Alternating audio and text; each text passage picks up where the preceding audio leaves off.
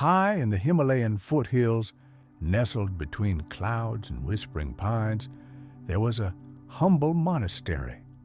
The monks who lived there followed a simple routine: silence in the morning, meditation before meals, and evening prayers.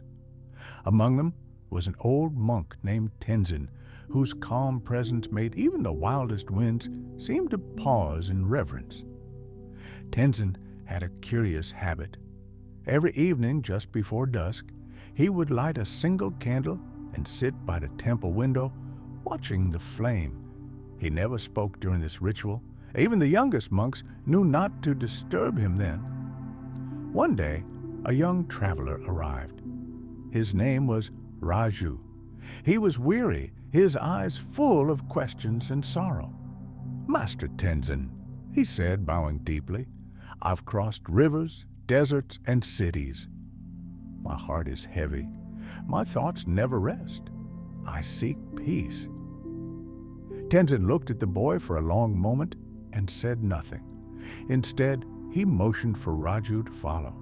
They walked in silence to the meditation hall, where Tenzin handed Raju a candle and said softly, "Protect this flame." Confused but respectful, Raju nodded.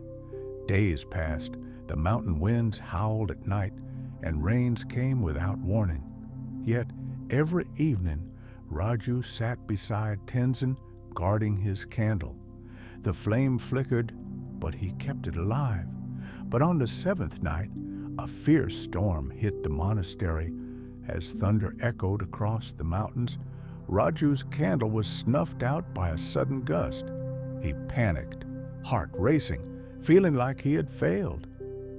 "I'm sorry, Master," he said breathlessly. "The storm, I couldn't protect it." Tenzin smiled gently. "You misunderstood," he said. "The task was not to fight the storm. The task was to understand the flame." Raju was puzzled. Tenzin pointed to his chest. "The candle is your mind. The flame is your peace. Storms will come. Grief, anger, confusion. You cannot stop them, but you can learn to protect the flame within."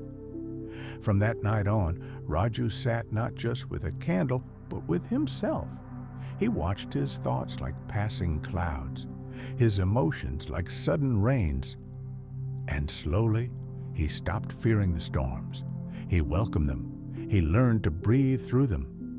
Months passed. One evening, Raju lit his candle, but this time the wind didn't shake him. Even when the flame flickered, he remained calm. Tenzin watched silently and nodded. "You have learned not to silence the storm," the old monk said, "but to silence the fear within."